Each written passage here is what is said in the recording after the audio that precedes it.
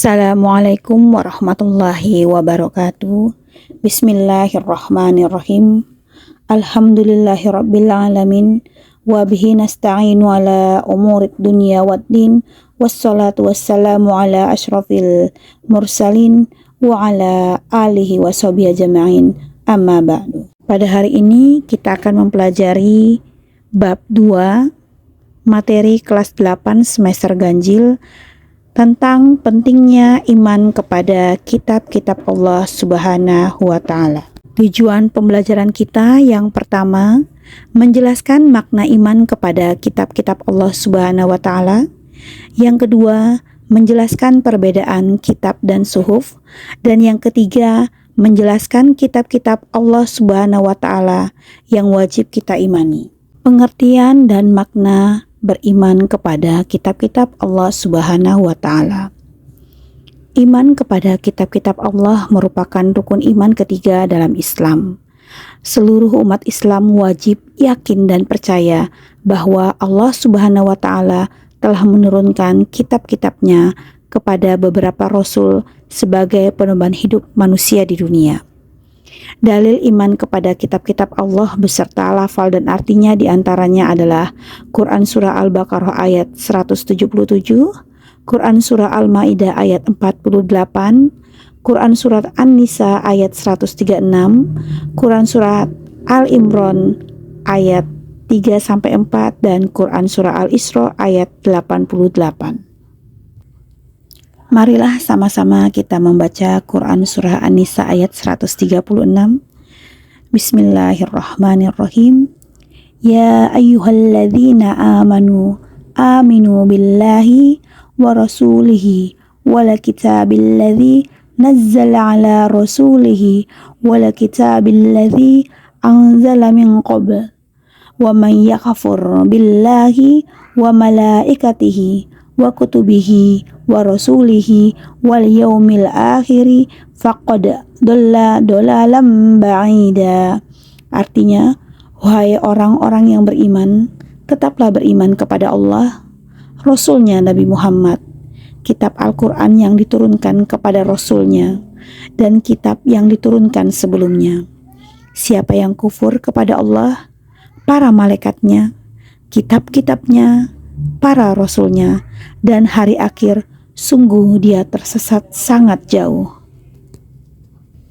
Baiklah, menurut bahasa etimologi, kata kitab memiliki dua pengertian.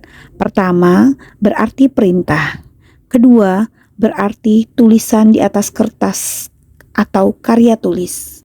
Kitab-kitab tersebut berisi kumpulan wahyu yang dibukukan dalam satu kumpulan utuh.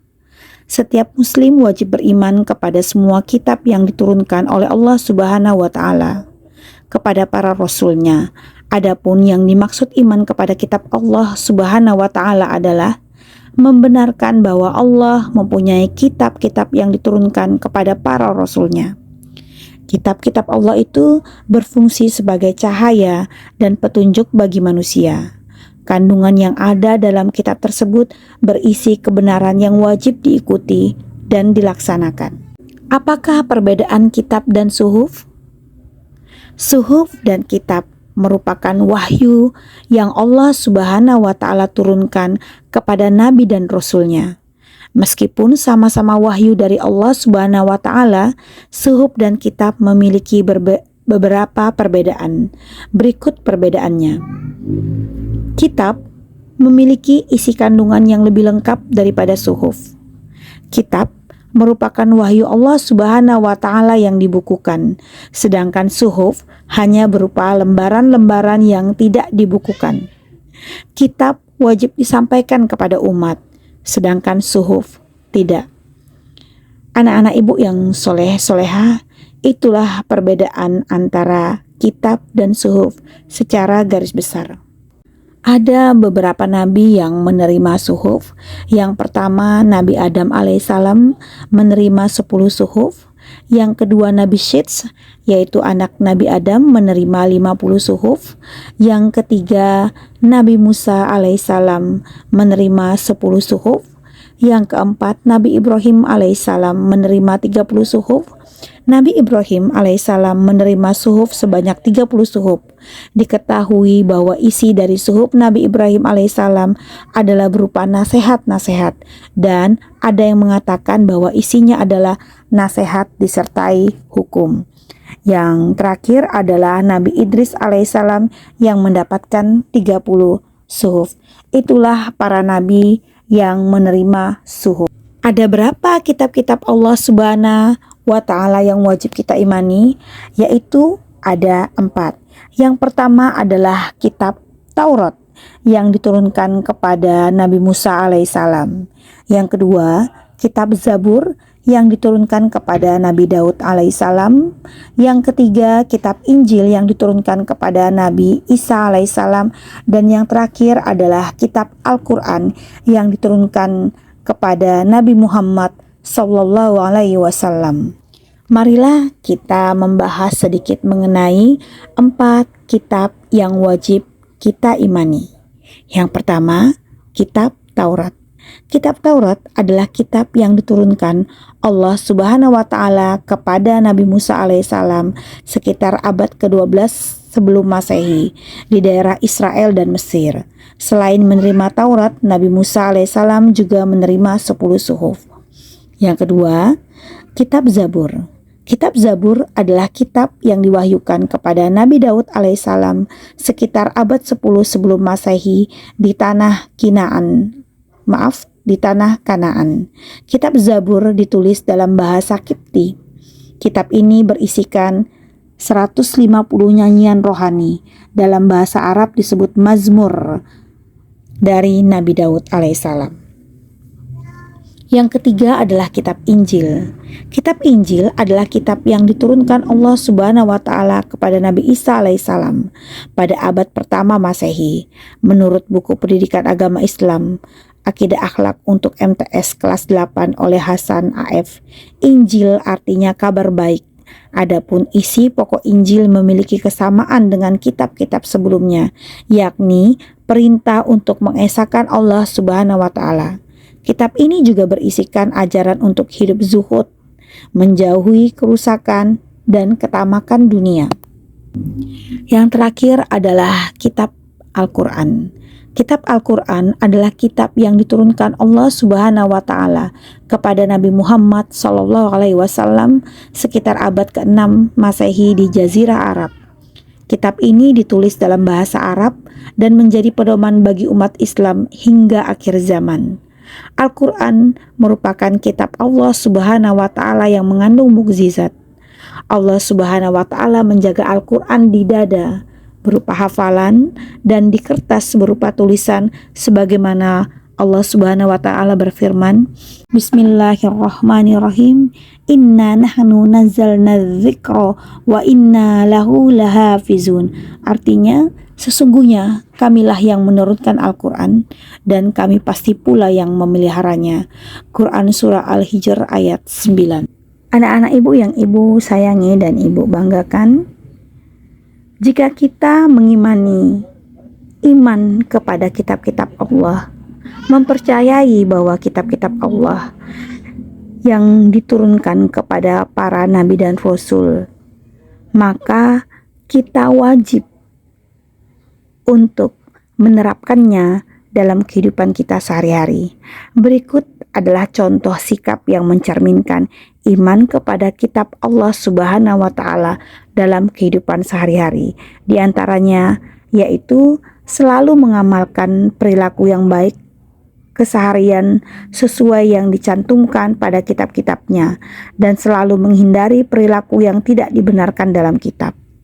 Yang kedua, selalu berusaha tak kenal lelah dan putus asa untuk memperbaiki bacaannya, terutama Al-Quran, dengan mempelajari ilmu tajwid hingga benar dan fasih.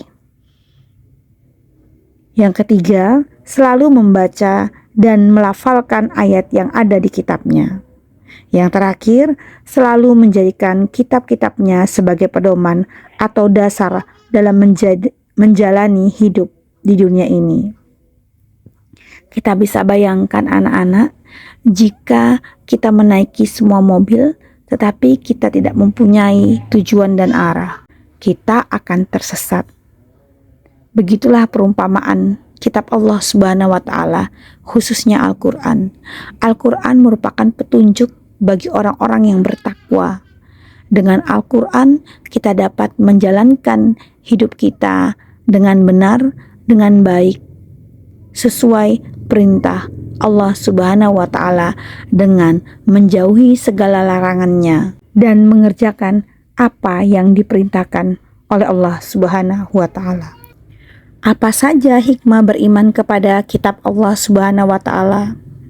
Semua yang diperintahkan Allah kepada makhluknya tidak lain adalah untuk kebaikan mereka sendiri. Berikut ini adalah beberapa hikmah beriman kepada kitab Allah. 1. Memperkuat keimanan kita kepada Allah Subhanahu wa taala. 2. Mengetahui bagaimana berperilaku yang baik dan benar dalam kehidupan sehari-hari. 3. Mengetahui bagaimana berperilaku dan membedakan yang baik dan yang buruk, karena dalam kitab suci dijelaskan tentang bagaimana cara berperilaku baik sebagai makhluk sosial maupun makhluk individu. Yang keempat, hidup manusia menjadi tertata karena adanya pedoman yang bersumber pada kitab suci. Yang kelima, memupuk sikap toleransi karena kitab-kitab Allah selalu memberikan penjelasan tentang penanaman sikap toleransi. Artinya, kita harus selalu menghormati dan menghargai pemeluk agama lain. Yang keenam, menambah ilmu pengetahuan karena kitab Allah selain berisi perintah dan larangan juga berisi pokok-pokok ilmu pengetahuan. Yang ketujuh, memberikan pengetahuan sejarah tentang kehidupan orang-orang terdahulu agar menjadi pelajaran hidup yang berharga bagi umat manusia saat ini. Dan yang terakhir, menumbuhkan sikap optimis untuk meraih kebahagiaan dan kesuksesan di dunia dan di akhirat. Itulah materi kita pada hari ini tentang pengertian iman kepada kitab-kitab Allah Subhanahu wa taala, perbedaan kitab dan suhuf, serta kitab-kitab Allah Subhanahu wa taala yang wajib kita imani. Anak-anak ibu yang soleh-soleha, selamat belajar, sehat selalu, sampai jumpa, goodbye, ilaliko, manjadda wajada, wabillahi taufiq walhidayah. Wassalamualaikum warahmatullahi wabarakatuh.